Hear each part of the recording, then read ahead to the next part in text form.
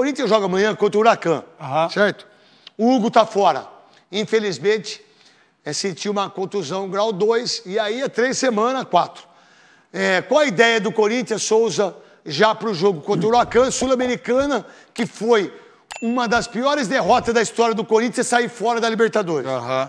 Mas é o Corinthians, né? O Corinthians tem crescido dentro das competições. A gente está falando do Corinthians desde o ano passado, que o Corinthians hoje, né, no futebol paulista, na crescente que vem, é o melhor time paulista, provou isso no campeonato estadual, vem provando isso, jogou com o time reserva fora de casa. Hoje o time tem um padrão, né? O que o torcedor espera é que o time mantenha, né, esse padrão, né?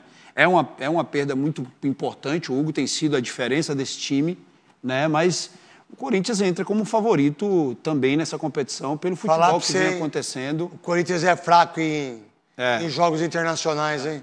Ganhou a Libertadores e o Mundial, os dois, né?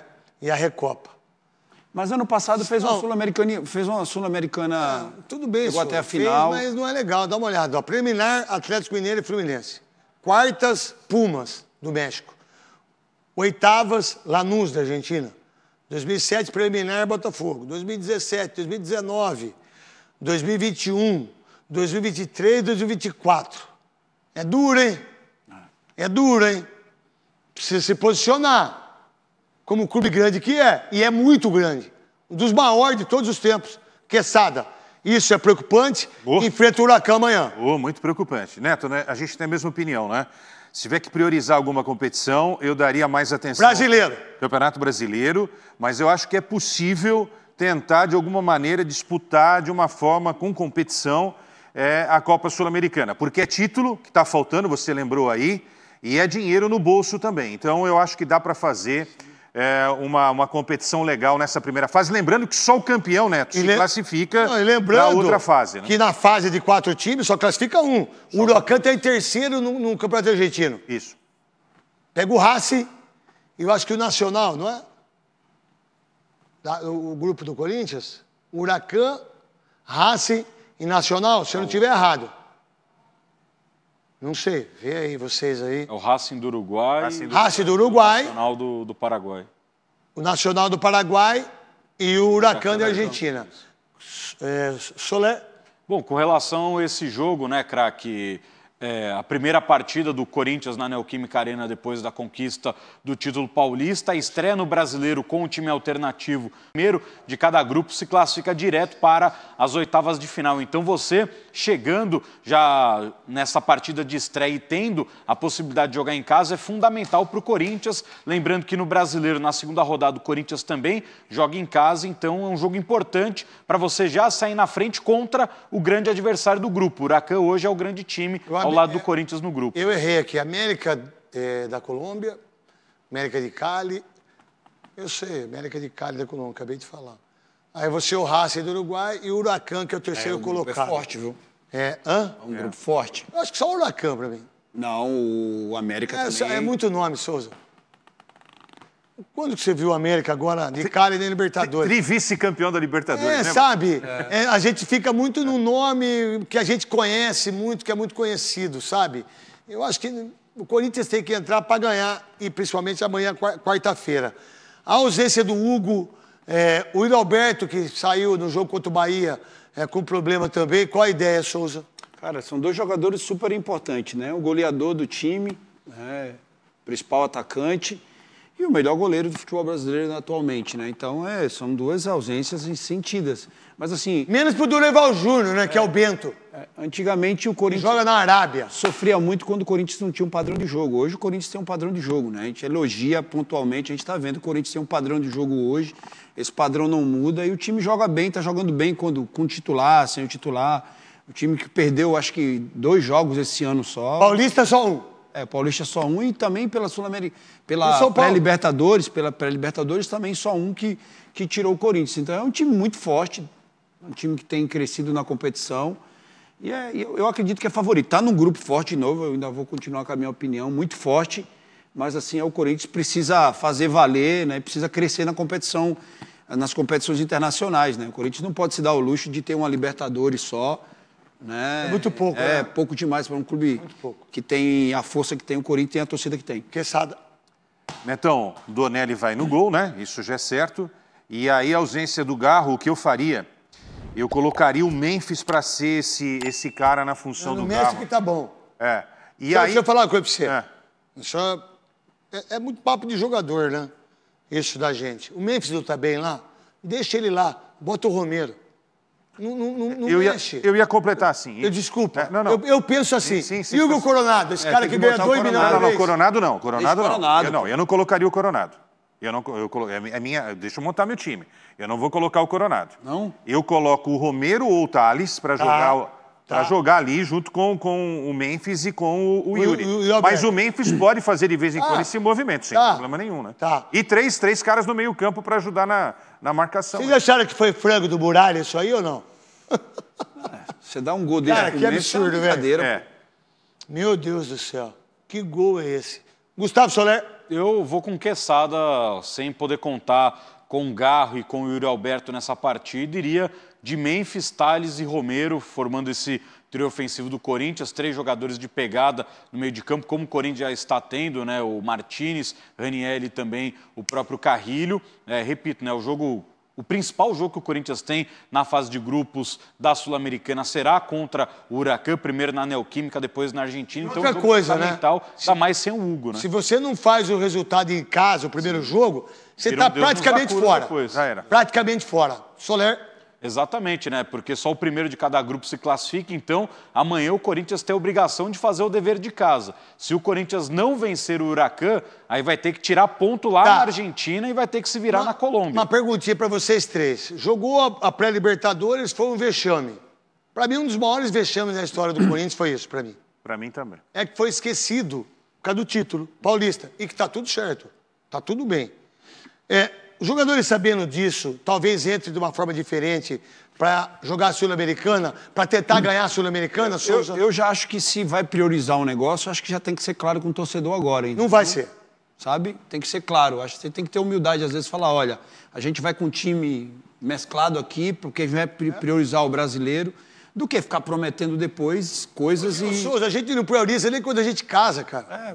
Olha, vou na riqueza e na pobreza, não pode trair, todo mundo trai, todo mundo fica pobre e larga, é tudo umas mentiras desgraçadas, velho. Você acha que eles priorizam? Fala pra mim, qual o time que priorizou? Aí depois sabe o que eles falam? Eu vou dar um exemplo pra você. Se eu tiver errado, vocês arregaçam comigo. Os caras falam que prioriza, não prioriza, aí bota time reserva contra o Huracan.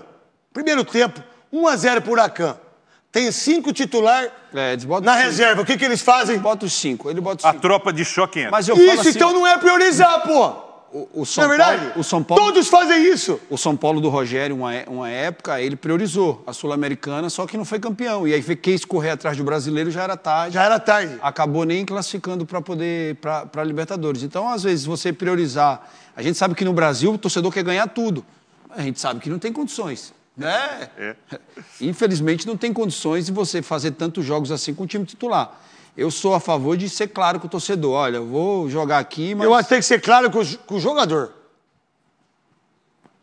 Eu acho que muitas vezes o treinador hoje não dá satisfação, como dava pra gente. Então, o Soler, você vai jogar hoje com o Huracan, tá? É assim, assim, assim. No outro jogo, o Quesada joga. Mas ele nem fala pro você por quê. Sim. E aí ele deixa você em dúvida do que você é bom ou não, se você é titular ou não. Porque sempre tem 4 ou 5 titulares. E a maioria dos treinadores não dão satisfação. O que para mim é um erro, Quesada. Ano passado aconteceu isso. O time jogava com os chamados reservas, time alternativo, não era prioridade. Lembra quando a gente falava assim? Exato. Pô, tem que jogar o time reserva? Exato. Quantas vezes foi isso? Aí é o seguinte, foi bem com o time reserva. Quando chegou para valer contra o Racing, com o time titular, se deu mal. É isso aí. Vamos lá. Não, a verdade é o seguinte. Eu queria, falar a verdade, só falar um pouquinho do Campeonato Paulista, da importância que foi esse título para o Corinthians, do torcedor. A gente só falou sexta-feira. Só sexta, porque no sábado a gente não faz programa sábado. E domingo e segunda a gente já foi pro Brasileiro. Eu acho que o Campeonato Paulista pro Corinthians, ele foi tão importante para a diretoria, para o torcedor, 6 anos, tudo do bom. Isso. E aí, meu irmão, sabe o que aconteceu? O Corinthians deu um up. Em relação ao Campeonato Brasileiro, jogou com o time reserva contra o Bahia, empata o jogo, quase ganha. Qual a importância desse título para o Corinthians, que ano passado, com o Mano Menezes, que foi mandado embora do Fluminense, porque brigou com o Thiago Silva, chamou um menino de M, 3 Copas do Mundo, maior zagueiro da história do Chelsea, brigou com o Marcelo. Campeão da Champions League com o Chelsea. Cara, tem coisa que não dá, né? Mas aí ele consegue flutuar nesse mundo. Se cair alguém do Cruzeiro, ele está no nome. Se cair alguém do Atlético, o nome dele está lá. Olha aí, o Dorival Júnior já pode ir para o Fluminense. Se cair no Grêmio... Se cair no Grêmio, ele tem nome. Então eles flutuam. Eles flutuam. Aí o Ramon Dias, que chegou, estou falando por mim, eu cheguei a madeira, nos dois, no Ramon e no Emiliano Dias. Cheguei o pau. Achava que eles não tinham comportamento tático. Achava que eles não entendiam muito o que era aqui. Colocava 3 atacantes, 3 volantes, 3 zagueiros, não sabia o que fazer.